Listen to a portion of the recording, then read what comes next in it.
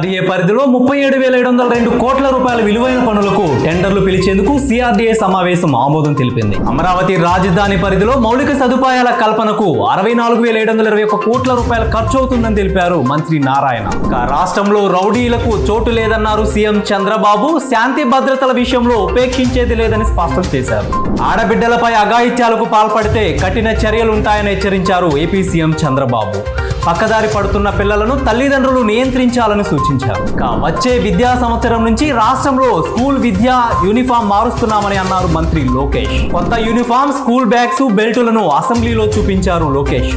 పిల్లల పుస్తకాల బరువును తగ్గించేందుకు చూస్తున్నామని తెలిపారు. 3 ఏళ్లలో అమరావతిలో ప్రధాన నిర్మాణాలు పూర్తి చేస్తామని అన్నారు మంత్రి నారాయణ.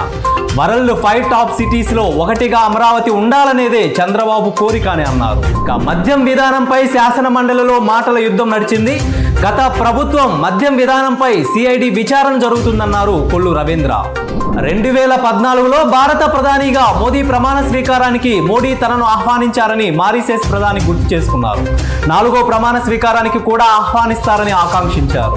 మారిషస్ లో తనకు ఘన స్వాగతం పలికిన మారిషస్ ప్రధాని ప్రజలకు హృదయపూర్వక కృతజ్ఞతలు తెలిపారు ప్రధాని మోదీ.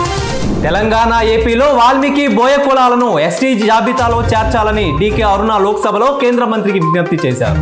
2027 నాటికి ఈశాన్య రాష్ట్రాలలో అన్ని రైలు, రోడ్డు, విమానాలతో కనెక్ట్ అవుతాయని సూచించారు కేంద్ర హోంమంత్రి అమిత్ షా. శాటిలైట్ ఇంటర్నెట్ సేవలను అందించేందుకు అమెరికాకు చెందిన స్టార్లింక్ తో భారతీయ సంస్థ ఎయిర్టెల్ ఒప్పందం కుదుర్చుకుంది.